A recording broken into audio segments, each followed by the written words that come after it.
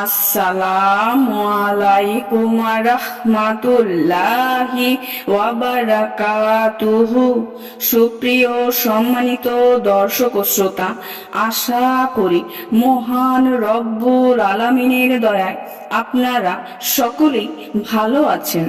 সুপ্রিয় সম্মানিত দর্শক ও শ্রোতা, আজকে হযরত আব্দুল্লাহ ইবনে আব্বাস রাদিয়াল্লাহু তাআলা আনহু থেকে একটি ঘটনা বর্ণনা করব।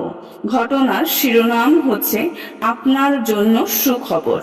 সুপ্রিয় সম্মানিত দর্শক ও শ্রোতা, আপনাদের নিকট অনুরোধ থাকবে ঘটনাটি শেষ পর্যন্ত শোনার। উম্মুল মুমিনিন হযরত আয়েশা রাদিয়াল্লাহু তাআলা আনহার প্রহরী জাকওয়ান বর্ণনা করেন, হযরত আয়েশা রাদিয়াল্লাহু তাআলা আনহার ইন্তেকালের সময় হযরত ইবনে আব্বাস রাদিয়াল্লাহু তাআলা আনহু এলেন এবং সাক্ষাতের অনুমতি চাইলেন। তখন আয়েশা রাদিয়াল্লাহু তাআলা আনহার ভাতিজা আব্দুল্লাহ ইবনে আব্দুর রহমান তার শিয়রে বসা ছিলেন। তিনি বললেন, আম্মা, ইবনে আব্বাস এসেছেন, সাক্ষাতের অনুমতি চাইছেন। হযরত আয়েশা রাদিয়াল্লাহু তাআলা আনহা বললেন, তার আসার দরকার নেই।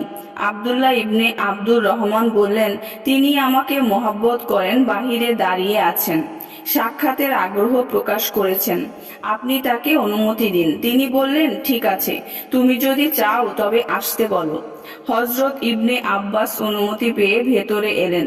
বললেন, আপনার জন্য খুশখবর, অর্থাৎ আল্লাহর রাসূল সাল্লাল্লাহু আলাইহি ওয়াসাল্লামের সাথে আপনার সাক্ষাতের সময় হয়ে গিয়েছে। আয়েশা রাদিয়াল্লাহু তাআলা আনহা জবাবে বললেন, তোমার জন্য খুশখবর।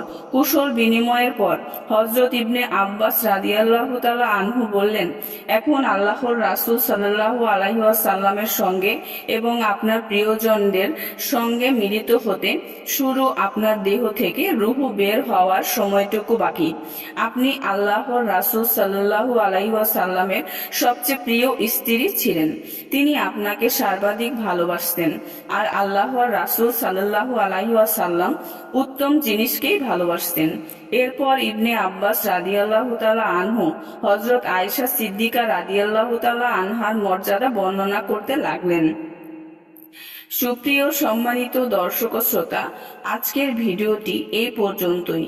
ভিডিওটি যদি ভালো লেগে থাকে অবশ্যই চ্যানেলটি সাবস্ক্রাইব করবেন, লাইক করবেন, কমেন্ট করবেন এবং বেশি বেশি শেয়ার করে দিবেন। সবাই ভালো থাকবেন। আল্লাহ হাফেজ।